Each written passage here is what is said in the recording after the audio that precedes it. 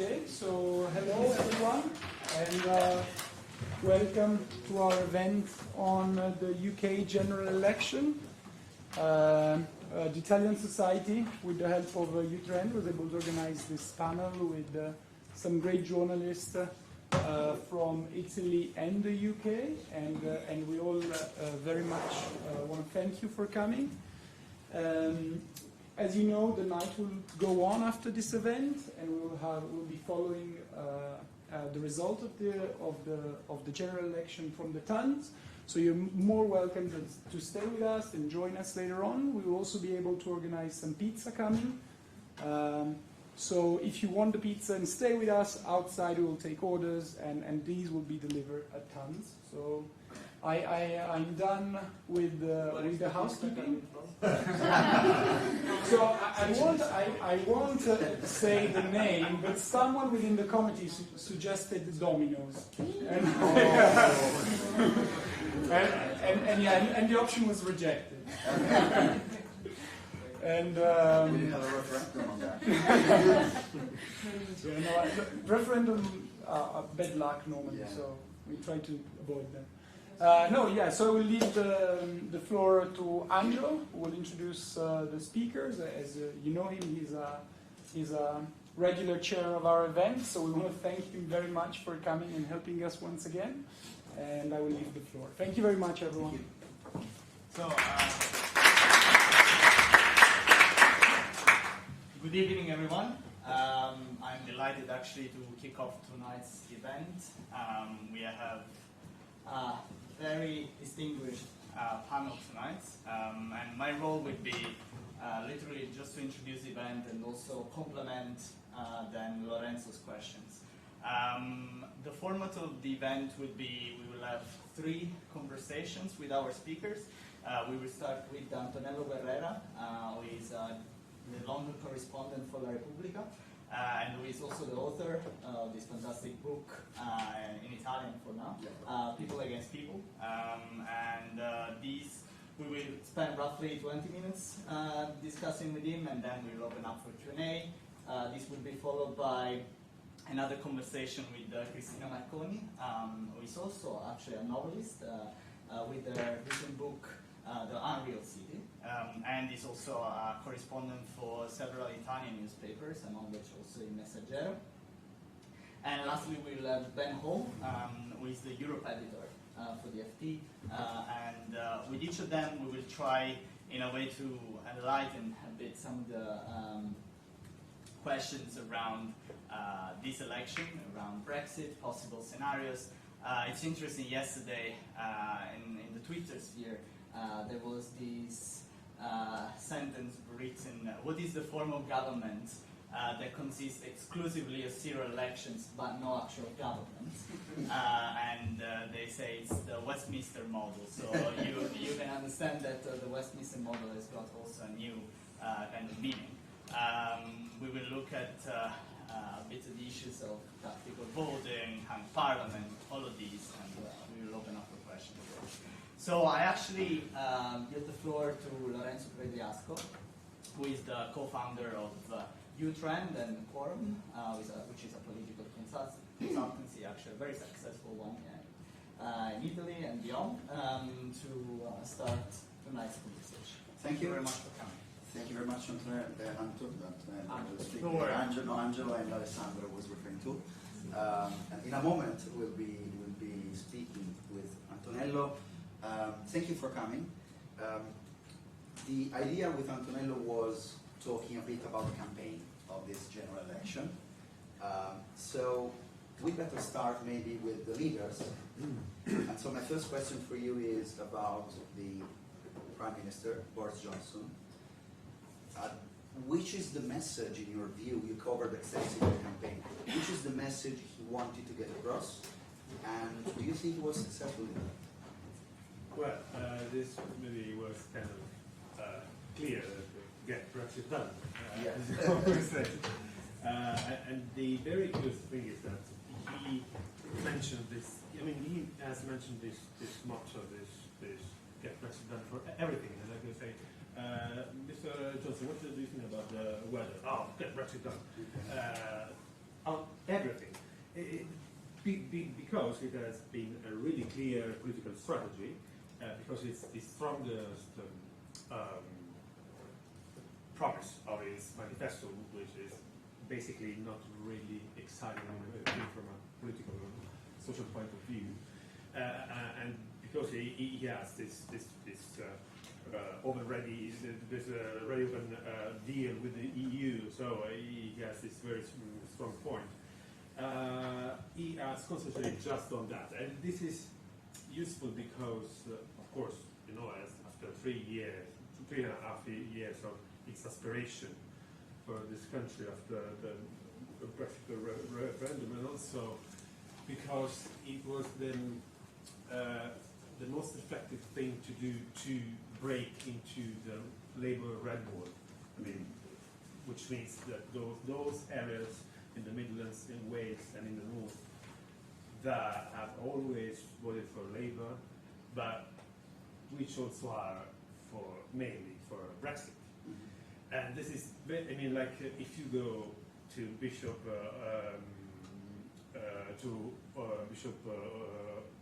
Auckland, which is in the north, near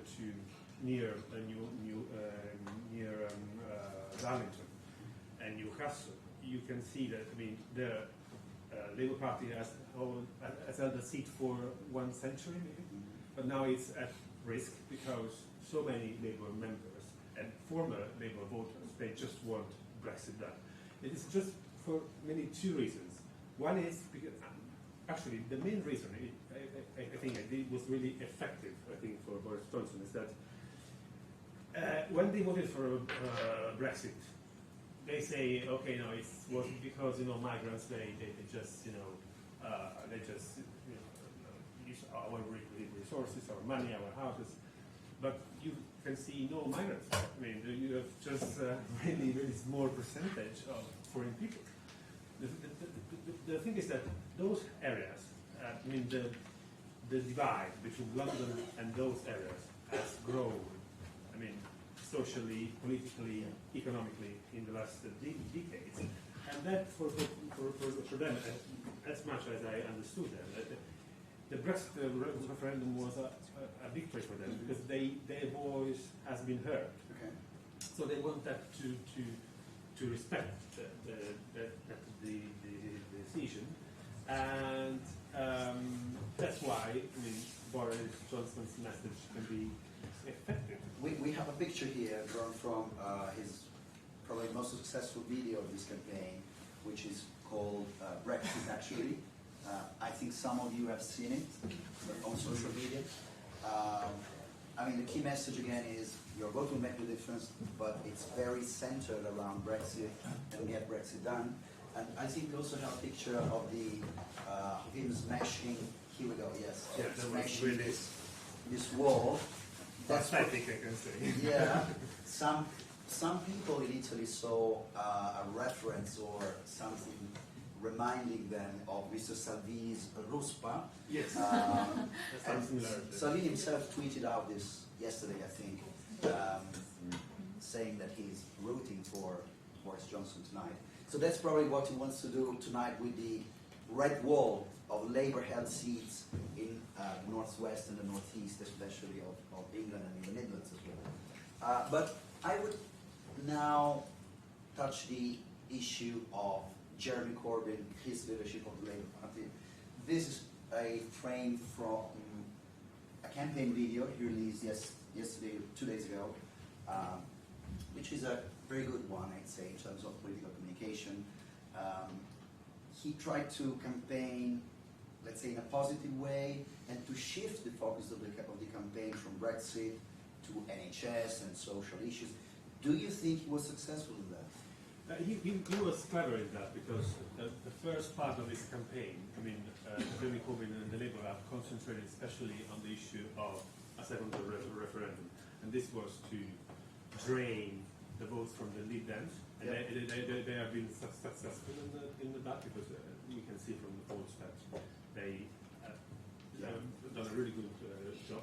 But they then realized that the red wall, which is the Labour red wall, which will be decisive for the outcome of this election, they were losing votes there. So at a certain point they decided, okay, if you notice, like Emily Thornberry and all the other Remain shadow cabinet ministers, they have just disappeared in the last 10 days. They have been locked in a room maybe. But it's not something casual. It's a political strategy because in the last 10, 14 days of their campaign, the Labour Party, they have just concentrated on those North and Midlands areas. And the only thing to regain their voters back was to concentrate on NHS, on social services, on more funds to hospitals, schools, and so on, and never mention the word Brexit, because now they are obviously on a Remain positions because they offer a second referendum, maybe offering the possibility to the European citizens to vote. So it will be the end of Brexit for sure. So indeed, I was with Jeremy Corbyn 2 days ago in Carlisle, and we met with other activists and voters in a pub, a very blue collar area, and he never mentioned once the word Brexit, and he not once, and he just focused on the NHS and the clash to the establishment, because against billionaires, against corporations. Right. Yeah, we're seeing literally a lot of things, but I would like to focus on the slide number 7, where you have one of the major 7. This is 8. Thank you. One of the major points of his moments of his campaign about the NHS. So that's an interesting point from you, the fact that he's hiding Brexit from the final weeks. Before leaving the floor to Angelo for a more, let's say, economy-focused question, I'd like to spend just a few words about the fading leaderships. We have the following slide featuring Joe Swinson, the leader of the Lib Dem, which appeared to be in a very strong position right after the European election, but then maybe struggled to get the message across that they were the choice to make against Brexit. And we have also Nigel Farage in the following, here we go. His Brexit party was literally drained by Boris, so it appears that the Conservatives were successful in stealing a lot of support from Leave voters away from the Brexit party, and his decision not to challenge Tory incumbent MPs probably in a way accentuated that.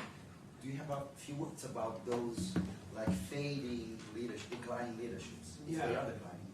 Yeah, they are for sure. I mean, Joe Swinson made a really made a huge mistake when the Lib Dems decided to switch.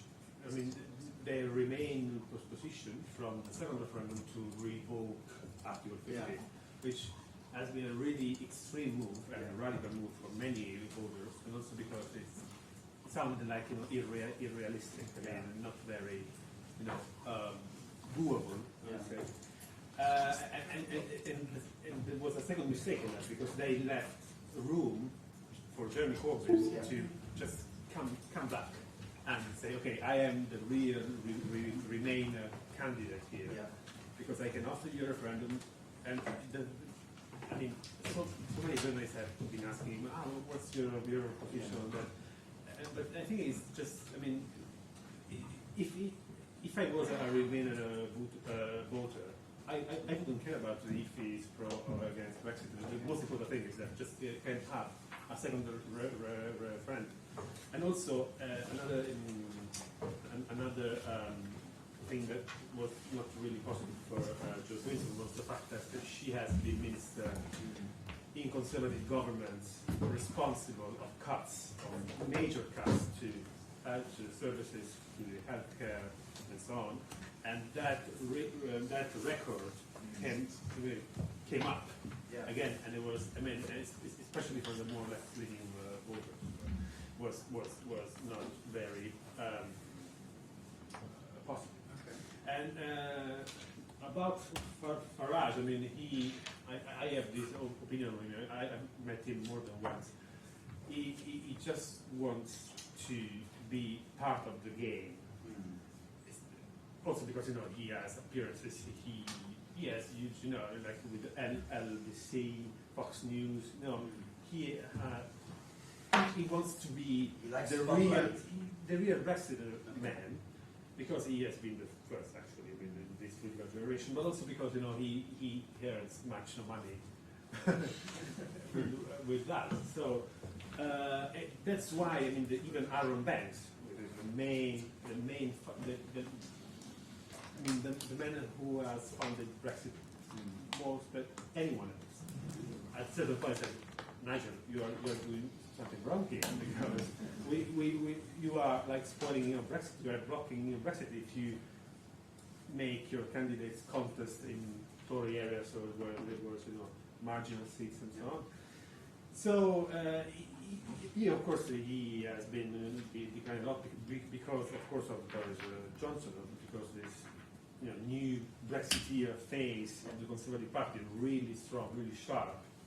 Even if you see, I mean, when there was Theresa May, at Theresa May time, I mean, when the government of Theresa May just talked about Europe, they were, okay, we have to regain control of borders and so on, but they also spending some words, some positive words for you. If you read Priti Patel's article in the Telegraph or Boris Johnson, they just consider Europe like a nest of criminality, drugs, like it was in the article of Priti Patel last Sunday. Drugs, criminality, and terrorists, with not even one word positive towards Europe. So, of course, this drains massively the approval for Nigel Farage, and Nigel Farage loses his role in all this Brexit. Very interesting. Angelo. Very last question before we actually open up for Q&A. We know the UK is well known for its spatial inequality, you know, between London and the rest of the country. For someone who has followed the campaign trails of the main leaders, how has the message changed between you know, the targeting London versus the rest of the country? Did you notice any major differences from? You mean from the political candidates? Yes, I mean, like as we said, now Jeremy Corbyn, he just pushed on, you know, money in services.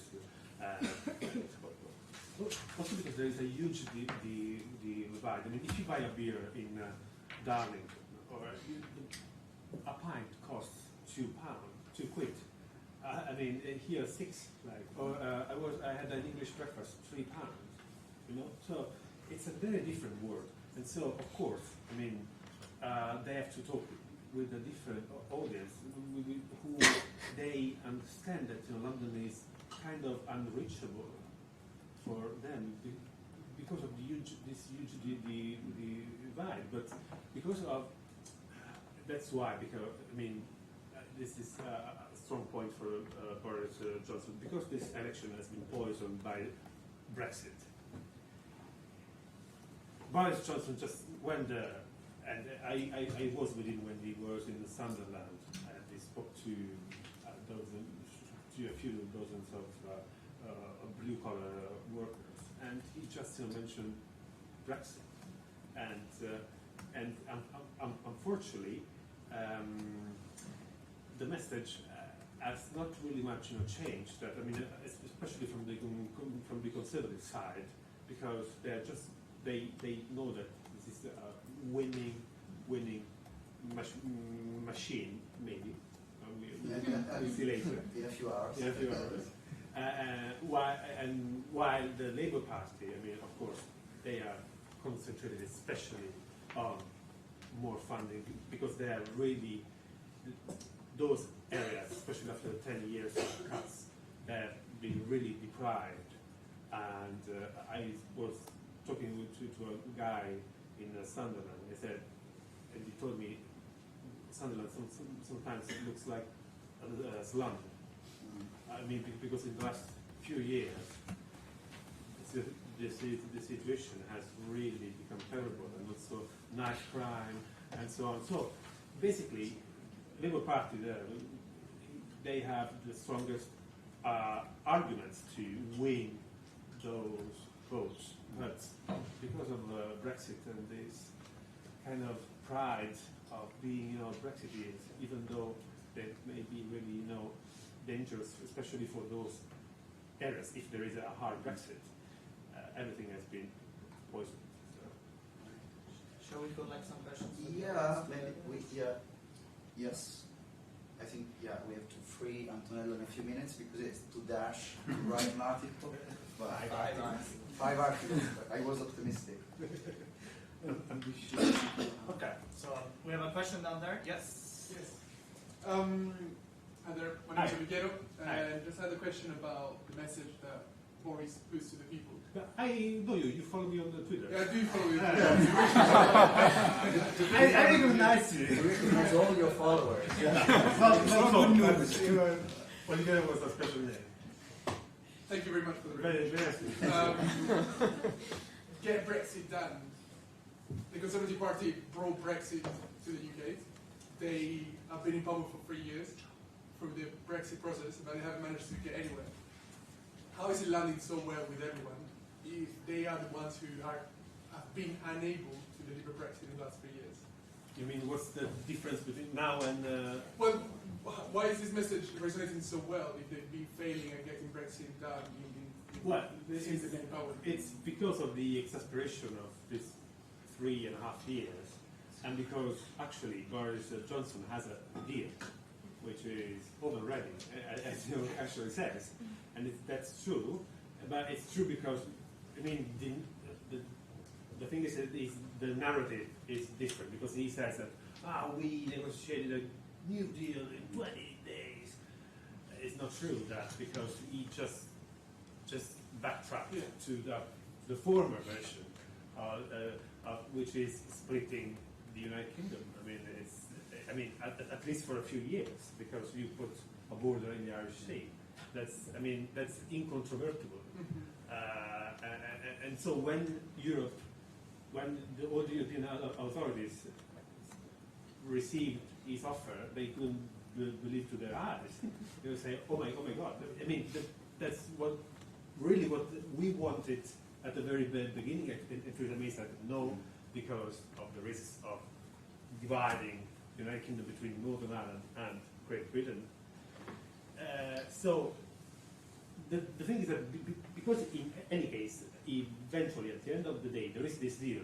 So he is right when he says we are so close to get free and be free.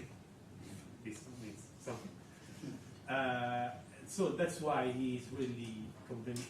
His arguments now are really convincing in comparison with his predecessors. And also there is another big difference. You have also to remember that Theresa May was a Remainer. So if Theresa May brought to the table the same deal of Boris Johnson, he will never go through the parliament, never, because Theresa May had this original sin. It's like original sin. I mean, she was a Remainer, so she's not credible. She wants to trick us, she wants to fool us, she wants to tease us. So, but because that deal was arranged by Boris Johnson, which is a pure, real Brexiteer, say, okay, good. But that's another main difference. Should we free you now? Or you have time for one question? One more question, then I have to go. Maybe, sorry about that. Yeah, no, one interesting thing is also that he's focusing on breaking the gridlock parliament. So he's saying, give me a real majority and we can get Brexit done. That's the center of his message. Absolutely. How do the Labour consider the fact that on the one hand they want to spend more, for welfare, that is especially needed in the poor areas of the UK. At the same time, they are against the Brexit, which, and if we see the data, basically the poorest area of UK voted to exit. So, it doesn't make sense. Well, not this is, but there is also another question there. Okay. Yeah, also, yeah. One was about the public dance.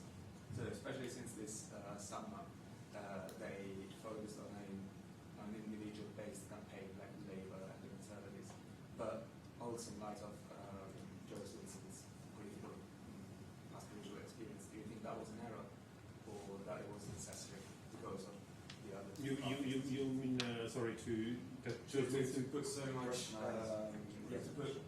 Personalized. yeah, and bring Joe Wilson forward so much as an individual. You mean too much on Joe Wilson? Okay. Well, the first thing is that it is exactly the controversy and the contradiction of what we said, earlier, which is, those Brexit areas, they just, Brexit can be really harmful for them. But the thing is that that's why also Jeremy Corbyn pushes for, is the idea of New Deal is a customs union alignment to the single market, because it's the most soft Brexit that can be less damaging to those areas, the deprived areas. At the same time, he of course, he has done so many, promises with, new funds and so on. But the thing is that he just bets to get that money from the richest people, from the big companies, and that's also not very credible, because it's not real. It's not real, money. You have to recruit that, so yes, you're absolutely right. So my point is they are targeting the weakest, let's say, layer of the UK population, who wants more funds for. Yeah. But at the same time, are the same ones who voted to exit. So how can you be credible that on the one hand you say, yeah, I'm going to give you more welfare, but on the other hand, I'm going to stop Brexit? It doesn't say I'm going That's to not the same for Conservatives, though. You mean? The opposite. Yeah, Yes, but the Conservatives don't want to spend the funds, I find yes, but Conservatives I'm sorry, I can understand the contradiction between promising new funds and not exiting the European Union. is given that the weakest areas of the UK, the worst areas voted to exit. Yes. I would expect a candidate targeting the type of people who wants Brexit and more funds. No, yes. Is against Brexit and wants against Yes, Brexit. yes, you're absolutely right, but you have to consider that he has to concile two souls of the Labour Party, which is the Remainer part in London, in the south, the west, and also in other parts, but the majority is that, with those areas. That's what he has reached this compromise, actually, after many months and weeks of uncertainty. Say, okay, which is a second referendum, so the Brexiteer can say, you are revoking Brexit, but there is a chance to keep Brexit on, and for the Remainer. So I know that everything is very contradictory. I know, but it's something. That because of this position, I actually understand. His behavior on the Brexit, because he has to talk. The Labour Party is a really broad charge on Brexit. So if you have to stay leader and to reconcile everything, you have to accept many contradictions, which is the Brexit position, or what you said. Not giving what your voters exactly. But it also, it's not very easy, because they voted for Brexit, but at the referendum, no one told us which kind of a Brexit we were going to have. So if he says, okay, we have a referendum with a softer Brexit, basically, it's still not, it's still Brexit. But that's another really crazy thing of the referendum thing, because We had yes. this question about Joe Swinson and Lib Dems. Yes, I think that, you know, Joe Swinson. I mean, she shared this record, as I said, that was not really favorable. I mean, not really positive, because of course, I mean, if you have to reach the more left-leaning voters, if you in the past just, you know, did and you were responsible of pensions and you were part of the austerity cuts, the real part, I mean, of that, of course, I mean, and because the Lib Dem has had this real great surge after the EU elections because of their message, but then week after week, month after month, I mean, all the contradictions of the Lib Dems came up, and even the idea of revoking Article 50 is really extreme. I mean, when George Winston says we can revoke that with an email, I mean, it's really something, you know, dangerous. So, yes, they have concentrated. I mean, she had personally this bad record to get the left-leaning voters, but also there have been tactical mistakes from the Lib Dems, big mistakes that now I think their consequences. I think we can now. Thank you very much. Sorry, I really would like to stay with you for a long time, but. Okay, thank you very much for being with us.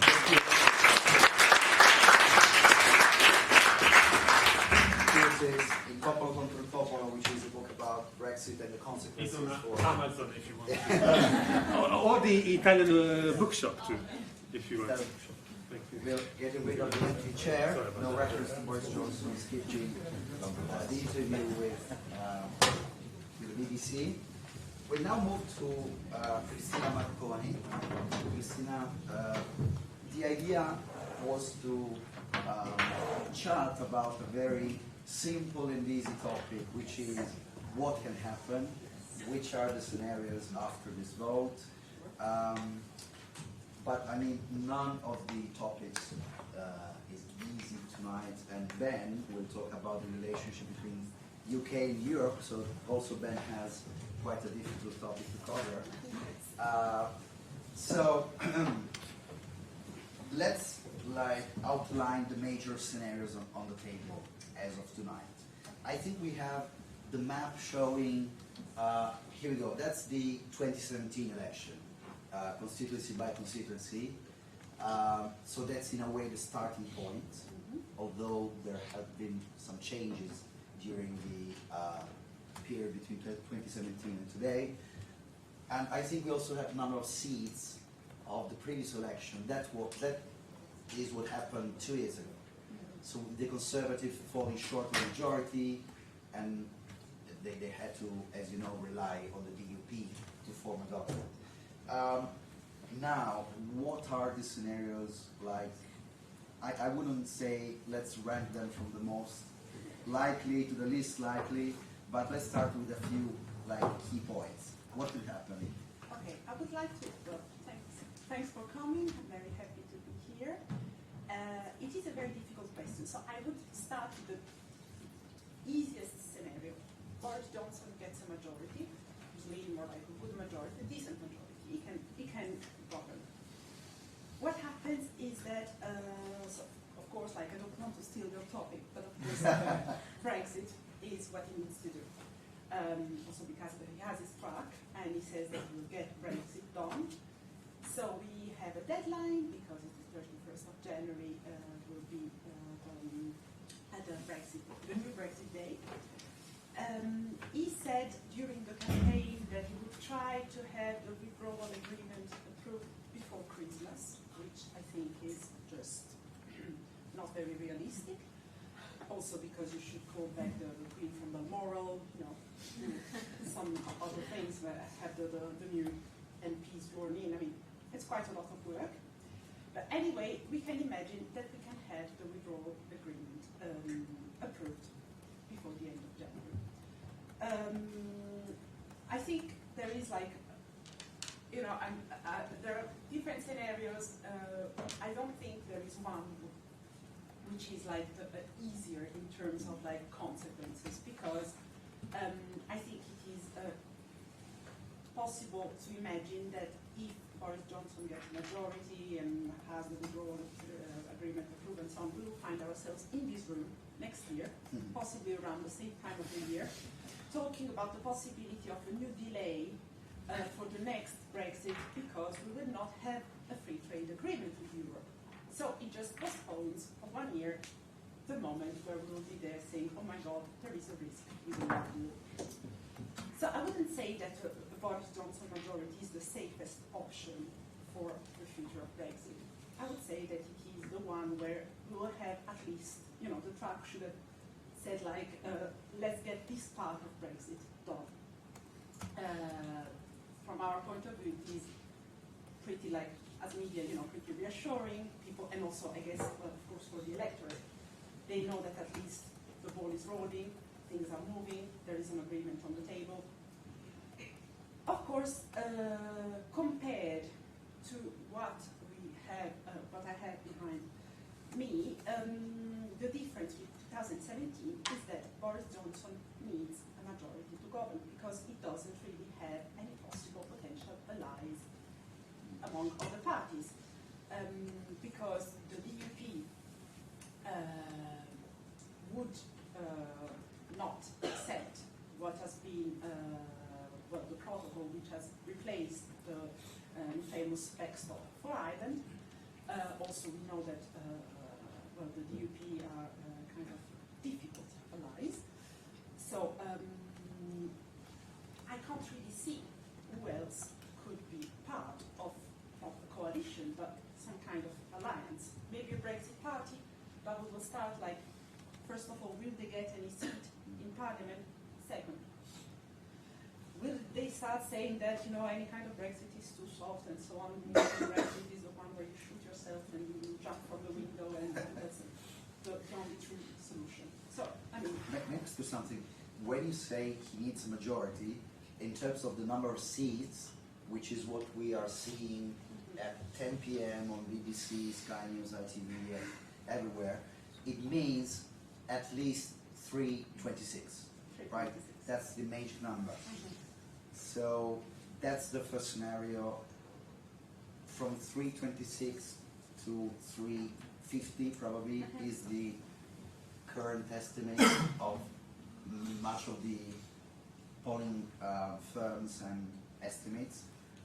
And yes, I don't think we have the number of seats, but so if it's 326 or more, that means a majority. Slim or large. You can work with it. I mean, okay, great. Then we have a second big scenario, right? Then we have a second scenario, which is where it doesn't have a majority. Even if it gets more votes, which is, I think, safe to say will happen compared to other parties, if it doesn't have a majority, it might not be the one forming a government. So he will stay as Prime Minister until someone comes up with a solution. And so the ball in this case would be in the hands of Jeremy Corbyn, who has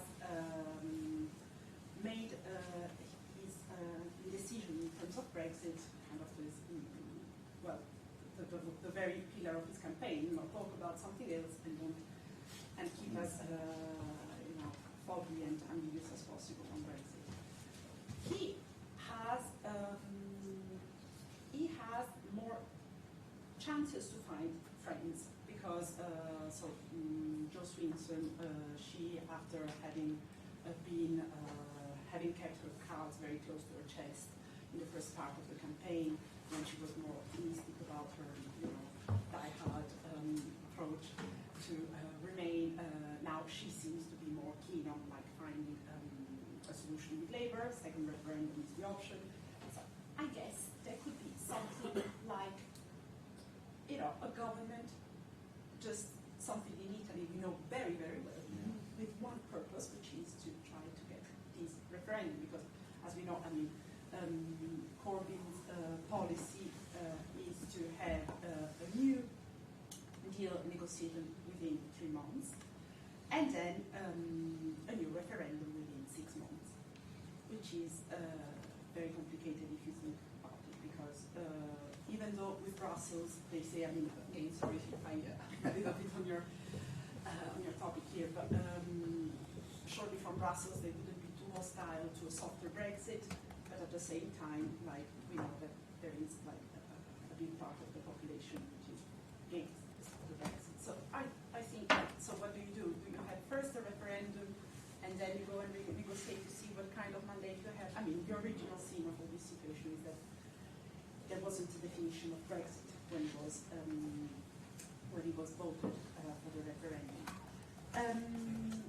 So I think we have like 2 main scenarios which are just like kind of postponing uncertainty to like with no majority. Uncertainty would be tomorrow, next month. We'll be talking about it for a while. Maybe there would be another election. Maybe you know, it is. I mean, it's very hard. It's not like who knows. It's like I mean. But may I ask you, following up on this one, Cristina, if Boris does not get to 326 seats, do you see only a Corbyn-led government, or are there other scenarios where somebody else goes to number 10? To be honest, I don't see any other. I don't see a Corbyn government here, because the fact is that we've been talking about this for a long time now. We weren't waiting for the elections to try to find, you know, a solution where, you know, there could be a majority around an idea of Brexit or, you know, a second referendum and so on. And it didn't happen so far, because what we've seen is that any Remain kind of initiative has just like failed badly so far. So that's, I mean, I don't know how much people have made up their minds, but, you know, we've been talking about technical government with Kenneth Clark, we've been talking about nothing really got a majority. So I think, to be honest, this election will give an answer on another question, not on Brexit. I think it is more on the size of the state in public life. It will be much more on like which kind of country the UK wants to be. It seems to me that Labour has kind of succeeded in trying to move the main focus from Brexit to something else. But I think it would be a big quagmire, very hard to come out from. May I ask a final thing then, Angelo, please step in, which is about the kind of majority. Because we said that the threshold is 326 seats, right? But it does make a difference if Johnson gets 327 or if he gets 370. Yes. So we could be heading towards a very slim majority or towards a kind of landslide result. How do you see the implications of these 2 scenarios in terms also of what comes up next? Well, of course, it would be good for him and good for, in terms of like his negotiating power in Brussels. It would be good because it would have like a different credibility. Also, it would have a different kind of following in the parliament. It has a slim majority. So, because we know that also among the Tories, it's not, even if many Remainers or people who do not agree with Johnson have left the party already, but we know that, I mean, it's not ideologically so compact to allow, I mean, you know, Brexit, the moment you start talking about this, then you have like, you know, a breakaway little group will say, no, we would rather have this. And also we have in front of us another very, very thorny negotiation, because the one about the free trade agreement. I mean, what we have so far with the withdrawal agreement is just the very beginning. It's just the first brick on which Brexit, the idea of Brexit has to be built. So of course, like, I think I don't think like a very thin majority would guarantee in the long run a very good, you know, prospect for stability, because I think like there are a lot of very, very complicated issues ahead. So you have to know Lorenzo actually on Instagram He has done a great service to us all in the last days, and not only in the last days, to explain some of the key terms of the election. One of the main buzzwords has been tactical voting. Yes. So before we move to Ben and more also the state of the economy And to Q&A. and the Q&A, I wanted to ask three pillole Yes. to Lorenzo. The first one, and also to Cristina. The first one is, what is tactical voting? Yeah. Because it seems that this country is a bit like intertwining himself in tactical voting since the Brexit has happened. And I mean, a vote is always tactical in a way, so I really don't understand why they make such a big fuss out of this tactical voting. The second thing is hung parliament. It seems very weird for this country, but all the other countries actually are always having hung parliament. And the third thing, which I don't think has been not so much in the news, is how credible are the polls this time? We have done. So tactical voting, hung parliament, credible polls. Okay. But let's engage the audience. Are you aware of what tactical voting is? Everybody? So and so. And what's interesting, I think, in terms of this time, is that it was talked about more than I think in any previous election.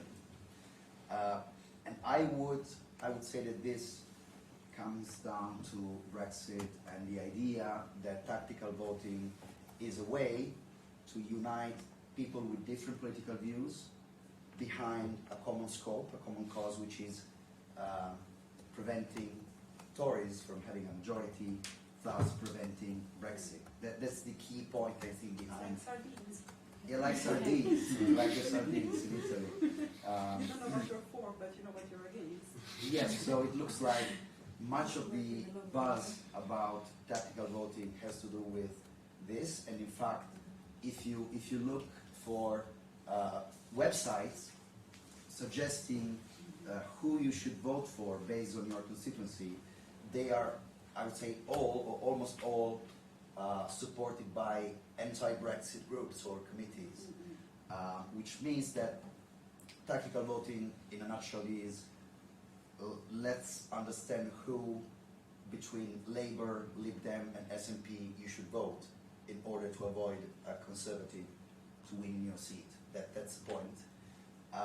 And I think it is, I mean, voting is always tactical to some extent, as you said, but it's, it has much to do with the electoral system you have here in the UK, the first past the post system, where basically we're seeing here, we are seeing here the national figures, the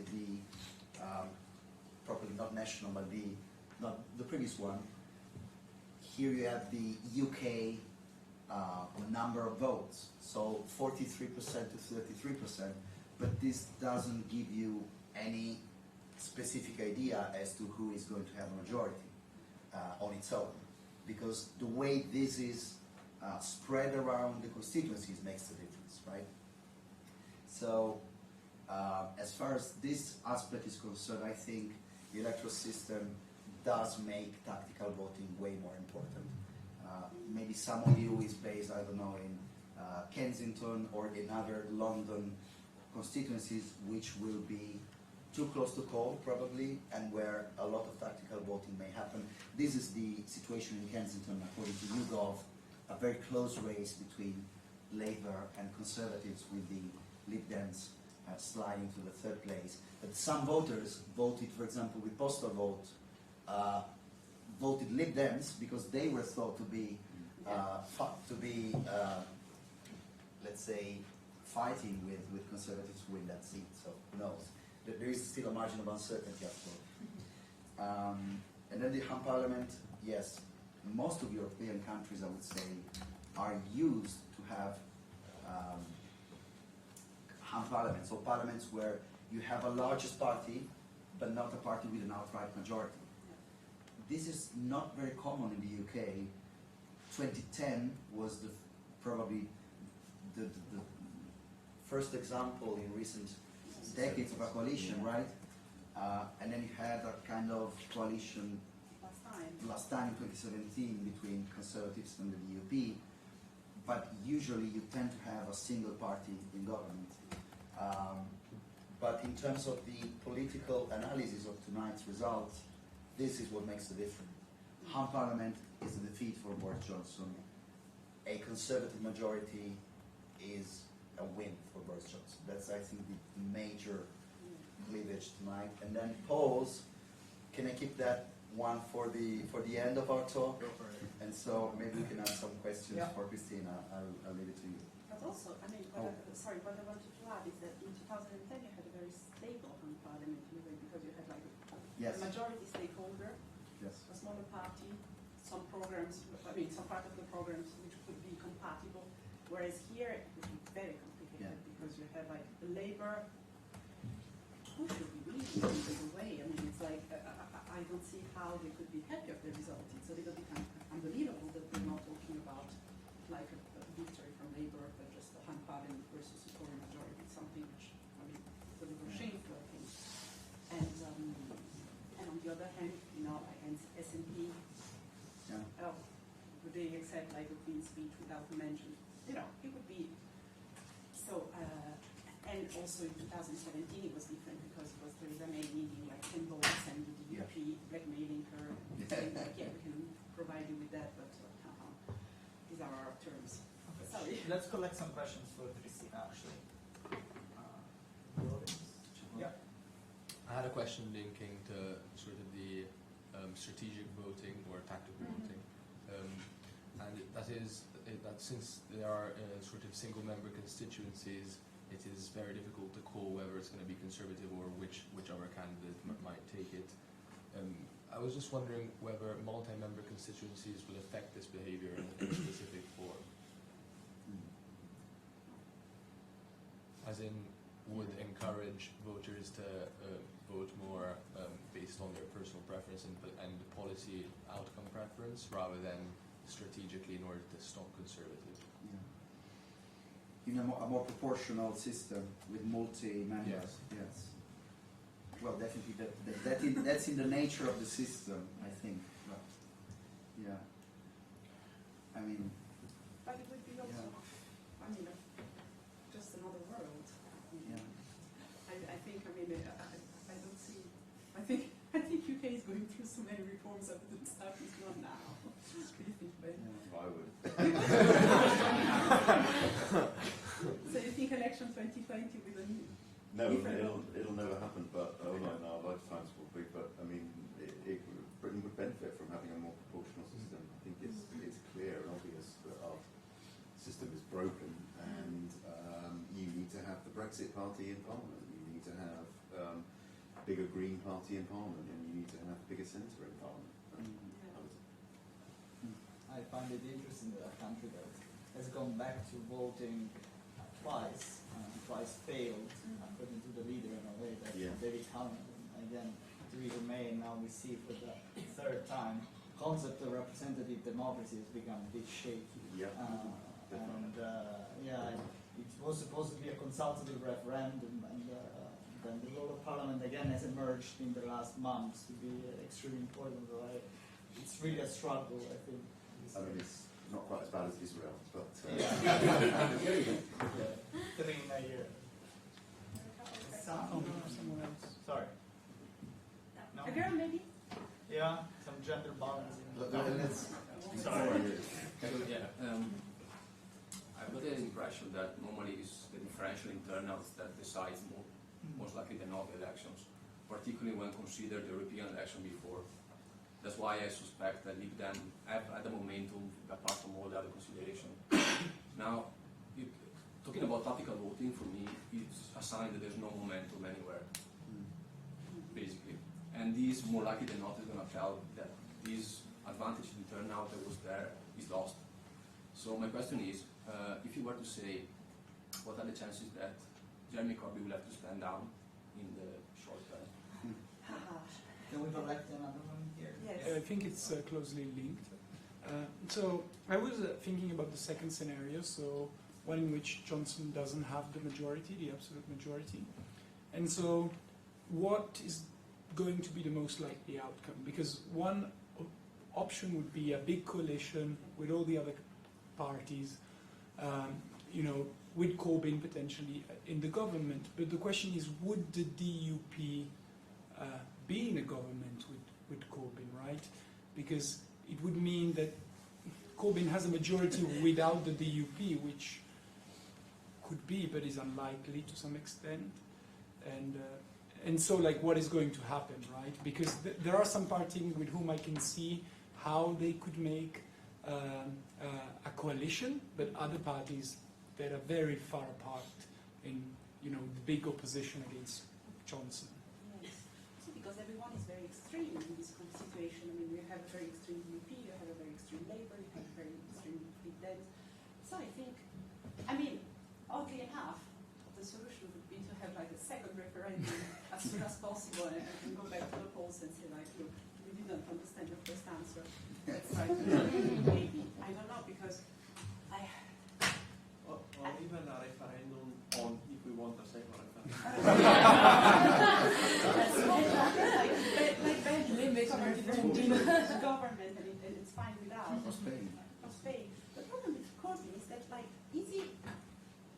where is the threshold where he admits defeat, where he says like, okay, I didn't, because it's very impressive. I mean, it should have happened in my view a long time ago, but the problem is what we're seeing in many other like left-wing parties in Europe is, I guess, lack of ideas, which in a way make the quaint option more appealing than a choice, a true choice. Because yeah, tactical vote is just like saying what you're against, but it doesn't make you like an active voter who believes in something and say, I really want this. Okay, we don't want Brexit, and for sure, like tactical vote. I mean, can be very much against the conservatives and cuts and the social attitude. But I don't know. It seems to me that every time someone says that Jeremy Corbyn is going to step down, is a little bit optimistic, because it seems to be a little bit like waterproof, you know, to criticism. So I don't see that happening, also because I don't think during this campaign we've seen like clear alternatives emerging. Not in my view, not that I've seen. Also, well, it has been a very short campaign and also very forward-looking to populism, as always is. But I know today someone like the former politician was telling me like, oh, it's good because after that, you know, Jeremy will have done his part, which was to show how important it is to have social state in the UK, but then he can step down and leave us with his legacy. I don't see that happening tomorrow, to be honest. But yeah, this is very complicated. But I mean, we have two parties which are coming to the elections with the very worst options in a way. I mean, it's an unpopularity contest we have. So we have one final question there.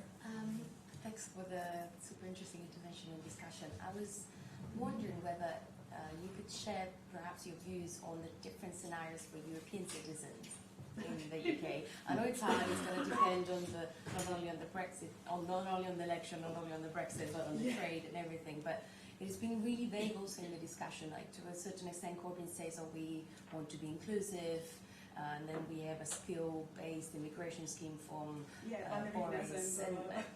What are your views, perhaps? My views are that it can be, like, all this starts to be seriously off-putting. Yeah. So I think, like, for when the positive policies will come in terms of rights of EU citizens, many of the EU citizens might have just picked another beautiful capital where they can go and thrive and find their happiness. Yeah. So I think, well, what Boris Johnson said, you know, about like you made this place your home for too long, European city. That's kind of dreadful. I mean, and no one, as Antonello was saying, no one mentioned the tax we're paying, and so I think I don't see like, you know, the big deportation scenario happening. I just think that and amazing. You know, I wrote a novel about EU citizens in London, and then I recently wrote an article based on my novel, and I was saying the party's over, and then I got a lot of messages saying, no, the party's doing very well, we're having a lot of fun. Yes, but like if you compare it to a few years ago, I mean, is London that attractive? so attractive to think that you have to be a nuclear physicist or like a soprano singing Covent Garden in order to be welcome here. You know, you don't need much to change your opinions, and I'm afraid, I mean, the issue of rights might happen when just a lot of people will have decided that Bratislava is the next place.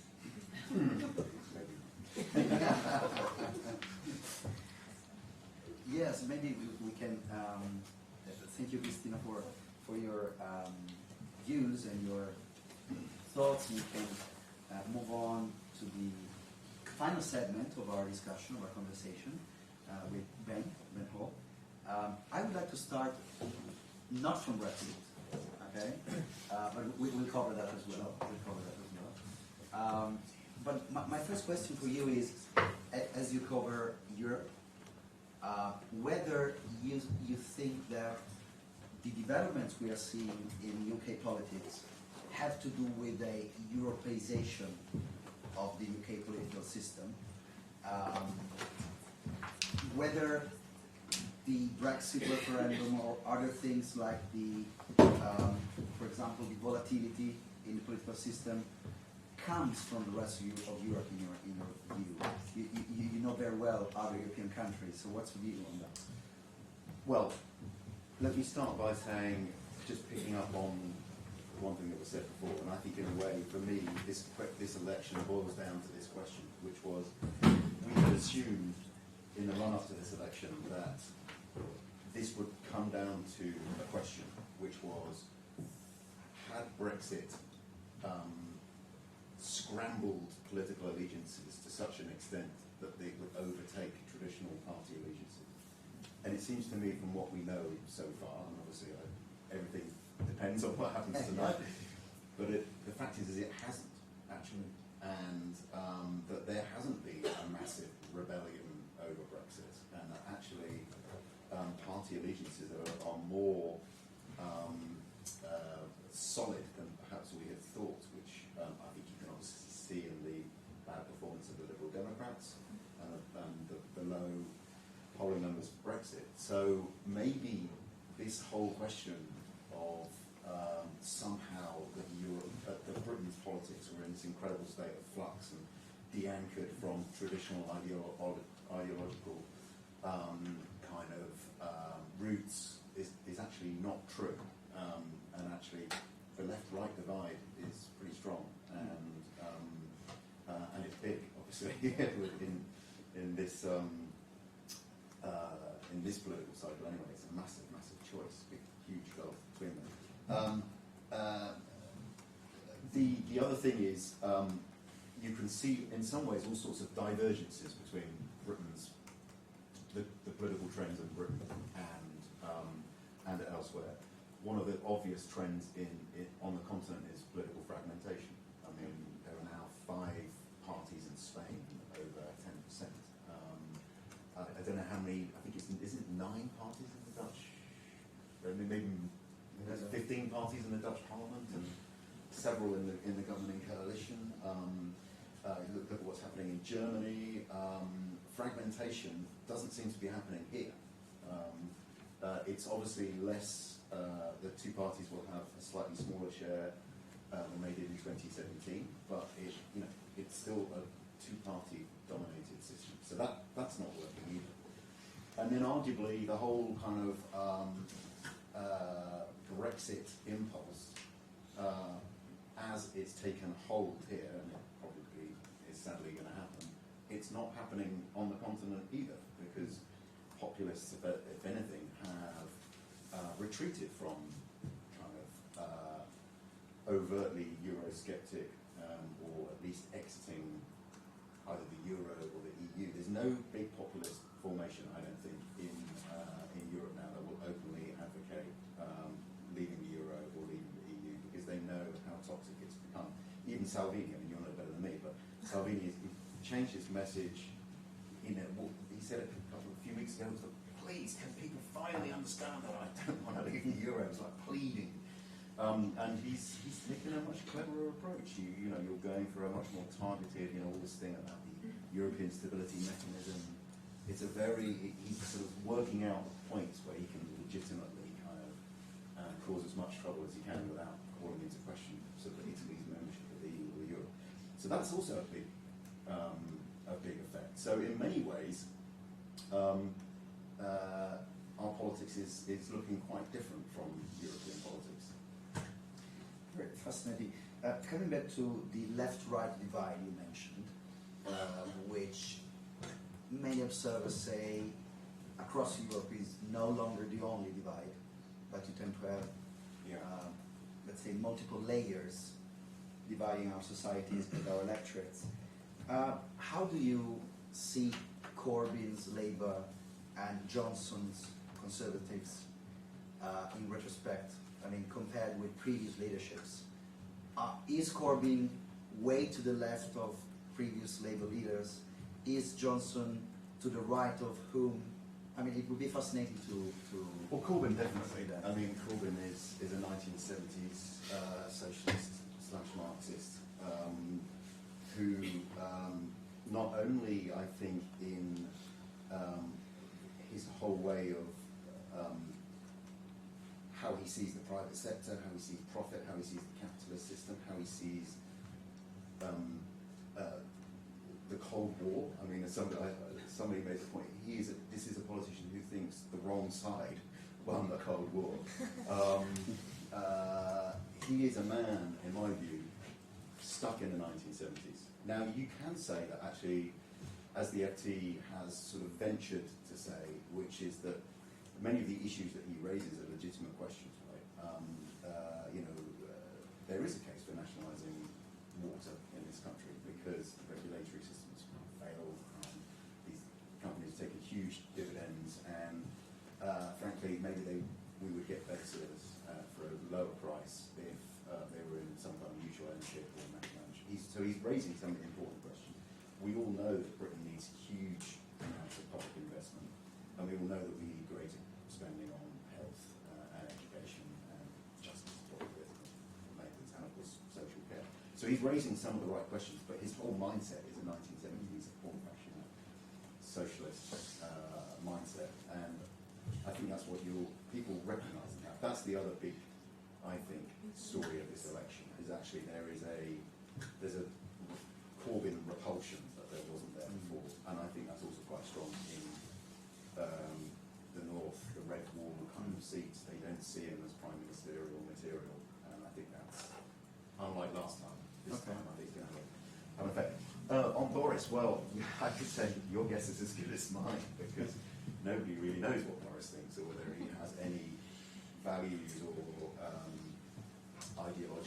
ideological consistency at all. He is a newspaper columnist, and a newspaper columnist is paid to have strong views, and it's almost impossible to be completely consistent in your views as a newspaper columnist because you become boring. So you have to, and I think actually it's really important to remember that that's his formation, that's his political formation actually, is as a newspaper columnist. So who knows what he really thinks? I mean, the irony in some ways is that although in this election the Conservative Party is, everything we heard earlier, Priti Patel and the messaging that you heard, they moved themselves firmly into the Brexit Party territory. I mean, it is a right-wing, absolute right-wing position. But in other regards, I don't really see the Tory party moving drastically to the right. They're not, I think the idea that we're going to move to a Singapore-style kind of capitalism is for the birds. There's no political constituency for that in this country, or not sufficiently large. They believe in they know that they have to put more money into the health service, because otherwise, if they don't, they'll be toast politically eventually. So they know that they have to do that. It's remarkable how much consensus there is in this country on climate change. You may quibble or doubt whether the Conservatives would actually follow through on half this stuff when they know how much it will cost and what it could do to certain businesses or whatever, but it's still pretty remarkable that. So I kind of think that there is a real conundrum about where the Tory party goes from here. I suppose you could say on the kind of right-wing side that what they're trying to do is completely de-anchor themselves from the kind of European model themselves much more closely with American capitalism and the American trading bloc, but I'm not even sure that they really thought that through fully, like many other things. They haven't really thought through fully. Let's maybe bring Brexit in. There was a question earlier about the consequences for European citizens, EU citizens here in the UK. So maybe you could answer to that, or more generally, how do you see the scenarios which were outlined by Cristina affect the prospects of Brexit? Well, maybe we'll start with that one, and then we'll come back to that question afterwards, because in a way everything flows from well, let me, what I think is remarkable is if you look at it from the other side of the channel, what do European leaders want? They want Boris to win and win big. Sad to say, but I think they do. They've had enough of this dreadful saga. They've moved on. They've internalized the split, and they can see it as a massive distraction from all their other business. It's consuming all of their time. It's destabilizing their own economies, etc. They want this they want to move this forward, and I think that the people who were held out some hope of a second referendum, Tusk in particular, who was Donald Tusk, the EU Council President, he's gone, and I think Merkel has shifted her position now to supporting Boris to get out. The other thing that struck me, we had a visit from a Eurozone finance minister a few weeks ago who said Jeremy Corbyn doesn't realise that what he's proposing will never fly with the EU, because there is absolutely no way that they will agree, even though, as Cristina was saying, they would much prefer to obviously have a softer Brexit and a closer relationship, and arguably that's what he would try and engineer with his renegotiation. There's no way they will agree to renegotiate with him if he then says he's going to stay neutral in the referendum, because you can't win a referendum if your Prime Minister isn't on board. You might say, actually, with Charing the Event, an exception, but you can see their point. Why go through all of this process if there's no guarantee that you can get this through politically? So I think it's clear where they're coming from. I suppose the question is how ugly does it get and how quickly does it get?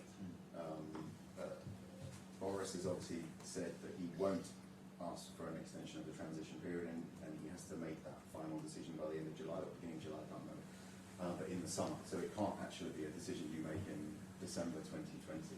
It's got to be something that you say earlier on, and so he'll have to stick to that position, having made it very clear, I think, in this campaign. I think that even for Boris, that would be a promise that will be hard to break. I don't think that on the British side they have any clue as to the kind of work required to get a trade deal in the works, especially one which they want to be ambitious, but at the same time want to have their own freedom over regulation and et cetera, et cetera. So I think that's going to be monumentally difficult to achieve. But I suspect that the Brits will try and learn the lessons from the previous negotiations, which were to do nothing for too long, and then find yourselves running against the clock. So even though they've set this one-year deadline, if they really are serious about it, they're going to have to get quite tough very quickly, which is they'll issue all of their demands. And when the EU side says, no, that's going to be very difficult, we can't accept that, then the Brits will start threatening them with tariffs on German cars or French wine. French wine in particular. But, because you could cut the duty so it wouldn't actually wouldn't cost consumers any more, but it would be essentially a tax on French wine producers. So I think you can see it unravelling very quickly and getting very ugly very quickly, and there being a huge amount of bad blood very quickly.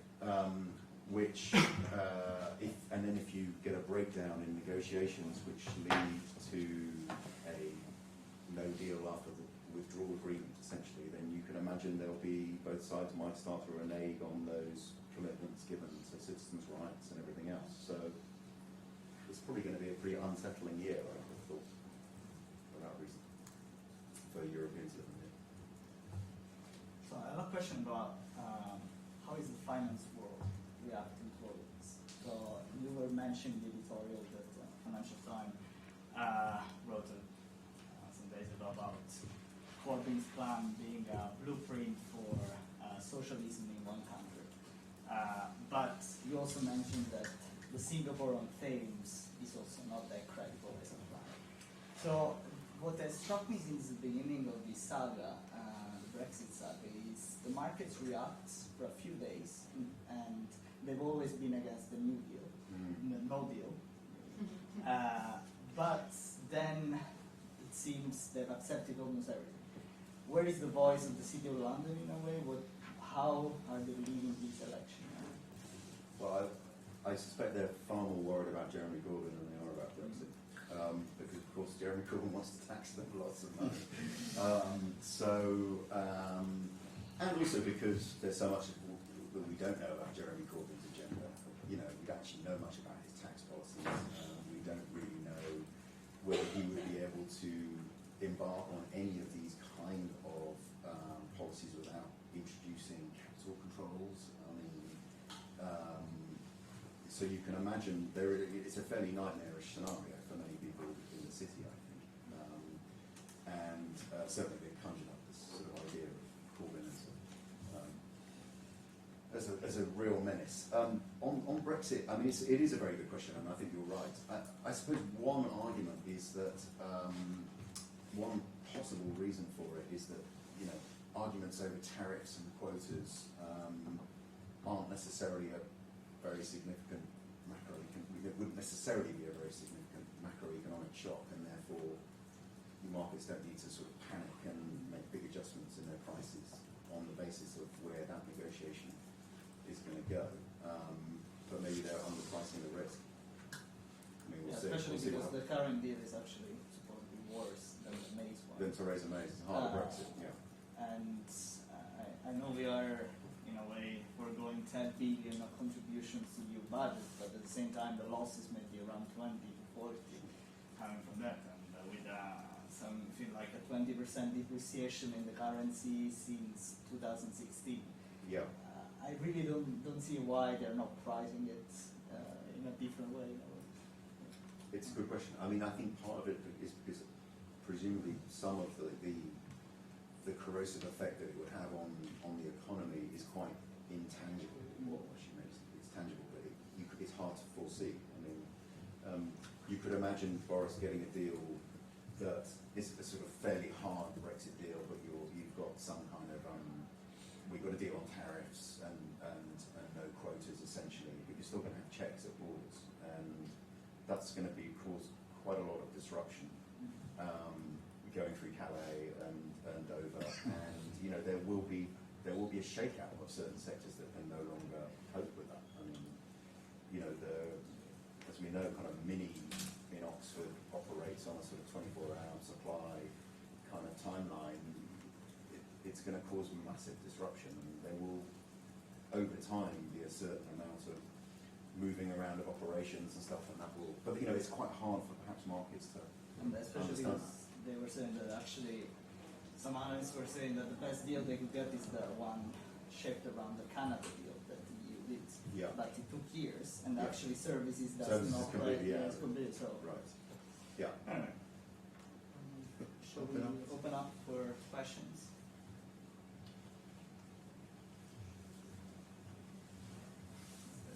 We have a shy audience. They're not Olivier. Olivier, hi. Always continuing the conversation on EU citizens in the UK. What do you see, or do you have any vision or any overview of what personal investment in the UK for EU? Is it personal investments, building a future in the UK, investing in a house, or anything like that, of EU citizens will change moving forward? Well, I think as Christina was saying, the kind of Party's over. relative assessment of the attractions of Britain have obviously shifted. There's no question about that, and clearly there is uncertainty that's crept into the equation, and the whole sort of pleasantness question. Is Britain becoming an unpleasant place to be if you're a European citizen? You feel, not necessarily at risk, but unwelcome, etc., etc. I mean, well, you can tell me, but I think, again, depends on where you are, probably. I mean, London, one of the fantastic things about living in London is it is so multinational and dynamic, and London will be a much poorer place, so Londoners will probably be very sad if that were happening. But I mean, in a way, it's a very difficult sort of question to assess, because so many of these things are completely intangible, and it's understandable that people get very nervous about their status and their ability to be here. I mean, I'm probably far too blasé about it, but I tend to just point out that the Home Office don't know you're here generally, and they're far too incompetent to actually register people and or register everybody. They'll never. It's phenomenally hard to get 100% registration in a country where we don't have a registration system. So if that's of any reassurance, it's probably not much of a reassurance. But anyway, But at least it's interesting. I in that sense kind of worried about the other way around, because my partner, for instance, is British and I'm from the Netherlands, and he's now studying at Leiden University, so swap countries, which is really an interesting experience. But he's very worried about what the future will be for him, because he kind of feels like, his future and his job opportunities in his work in international politics, European Union, stuff like that. What do you think it would be?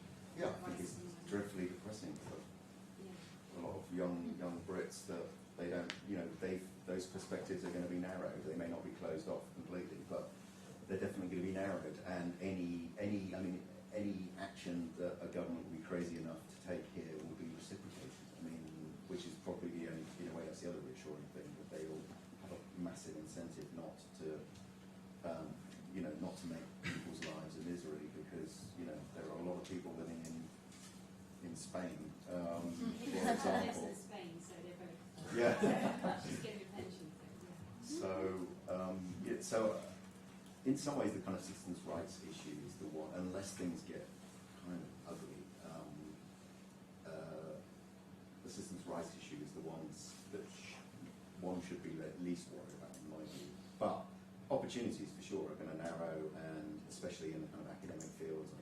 We don't know how all of that will work out. It may be that they can come to a very perfectly kind of reciprocal agreement that essentially maintains kind of access to funding and common programs, and through bilateral agreements. All of this can be worked out, but it's going to take years to work it out. It's funny. I was looking at some of the statistics on the flows. It seems that inflows from EU countries have gone down by roughly 80% Yes. in the last years, Yeah. 30% up from extra EU countries. Yeah. But I don't really see how this global Britain plan can actually be fully taken forward with these numbers. And also, we have to remember that when it comes to a trade deal, there are going to be kind of free movement, if not complete free movement provisions. You can bet your bottom dollar that the Romanian Parliament, when it comes to ratification, will demand pretty good open access. We have a question there. Yeah. Thank you very much for the talk. I'm Armando. I'm a PhD student here, and my question is, what are the main factors that lead many people to vote conservatives? From an external point of view, I don't think I can be blamed to be that ideologically biased to say that, in 3 years and a half, it has been disaster after a disaster. Said from an Italian, it's not flattering, I guess. So, and the alternative is pretty clear. You're Corbyn. You might. That's you your answer. might lie. You might not like. Well, but you have Lib Dem. If you don't like Corbyn, you think it's Yeah. outdated Marxist. You have Lib Dem. You're more moderate. You vote Lib Dem. So I don't see any reason why one should vote conservatives. Because, well, Dems are never going to be have a majority. That's obvious in the British system. So the argument against voting Lib Dems is that you're enabling a Corbyn government. With a constraint. Sorry? With a constraint, Potentially with a constraint, it's true. But I think that is the that is, I mean, it's an anti-Corbyn vote. And obviously Brexit. I mean, there's no question that there's a large proportion of the country that want to get Brexit done, which is why they chose that slogan.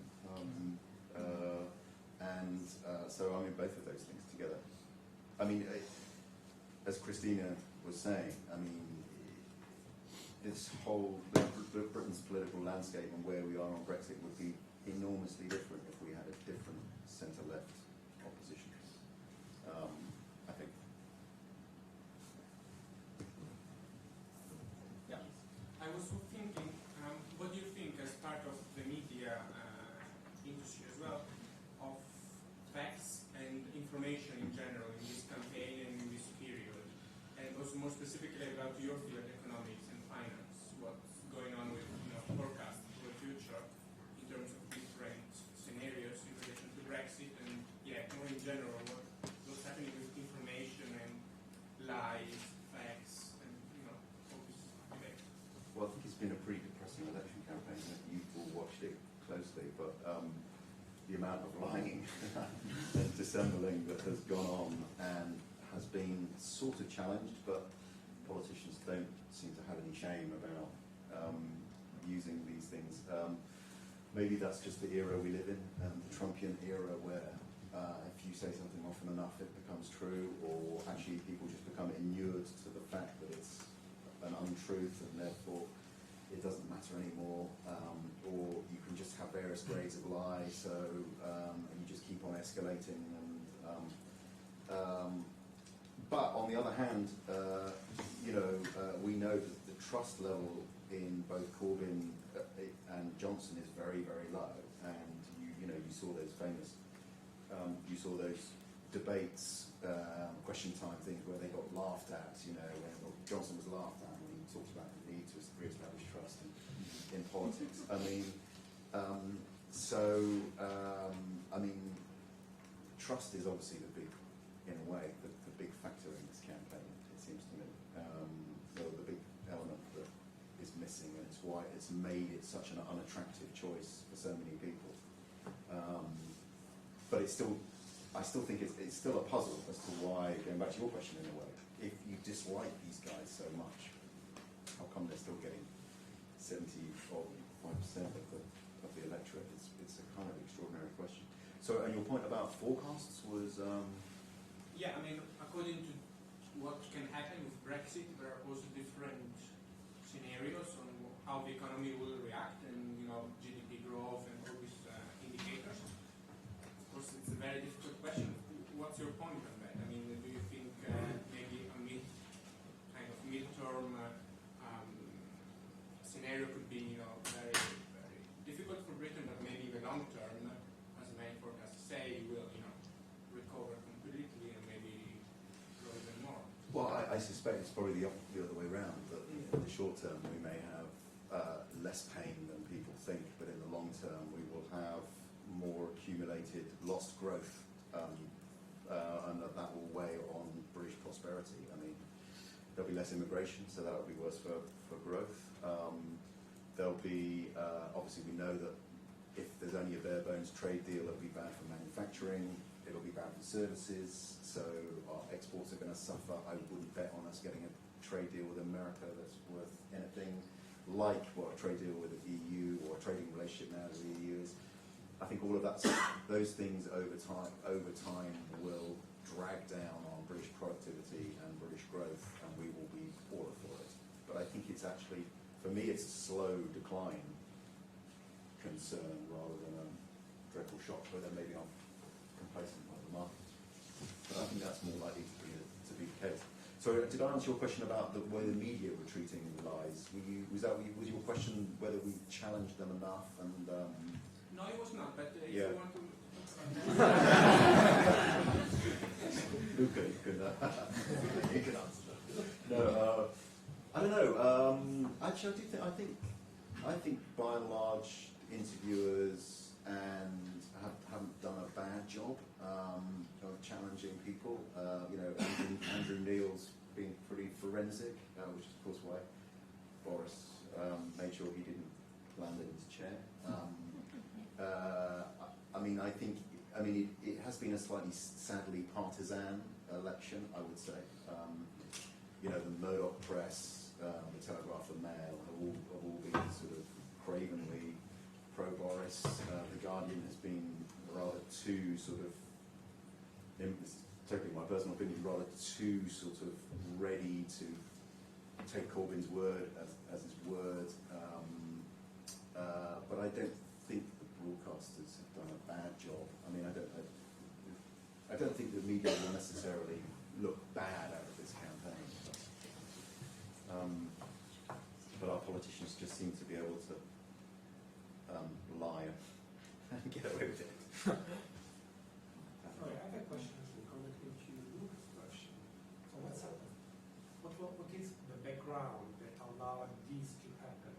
Why do people are not upset, hungry for the fact that politicians nowadays can lie? Why the media and the system will say that, you know, this is a lie, you know, you shouldn't do that? While everyone, not only they're accepting it, but actually they're rooting for that. So in your opinion, I know it's economic, but also what are the cultural, historical, anthropological reasons that this is happening?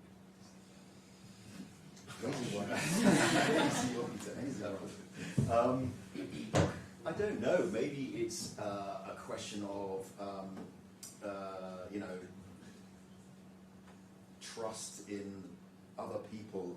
You know, is declining, and we're living in you know, lower trust society than we used to, for all sorts of reasons.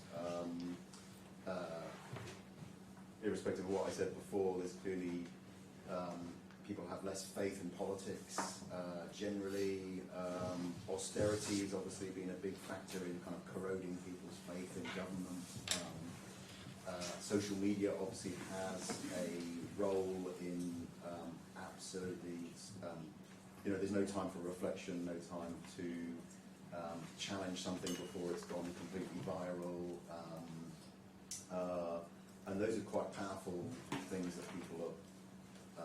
So I think it's probably a combination of all those factors. Of course, I have to add, you know, trust in journalism is obviously pretty low, also. And maybe it goes back to sort of, in part, to Brexit, which I think it was Antonello was saying, and I think it is strong, and I think it's something that we really struggle to understand.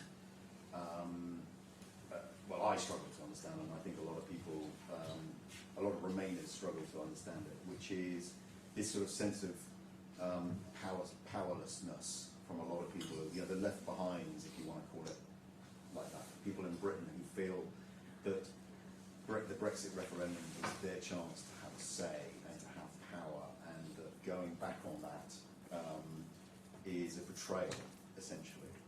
And it's that somehow clouds all the other rational arguments, or arguments that we might think are rational. And so for them it's a sort of a very emotional thing, and it's why you've never really, why the kind of rational argument has never been able to counter the emotional argument, I think. And I still think that it's incredible, it's still very strong, which I think people underestimated in the kind of Remain world, and in a way, Boris Johnson understood it exceptionally well, which is why his slogan is so brilliant, really. Cynical though it is. Thank you very much, Ben. So we'll go for the question that I actually asked already earlier, Lorenzo, since it's almost, we're almost approaching. I hoped I could skip it, but no, we're going back to it. As the host institution and the representative of the host institution, you have to know that in the last elections, you probably remember that the YouGov polls were the ones that actually gave a different picture than other ones, and there were a couple of researchers within here and also UCL that developed these very sophisticated methodology, multi-level regression and post-stratification method, which basically looks both at the constituencies, demographics, and so on.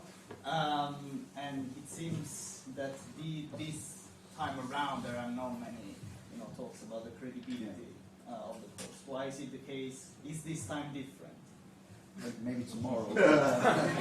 Questions about very quickly, also to give you a kind of framework and timetable for tonight to look at the results.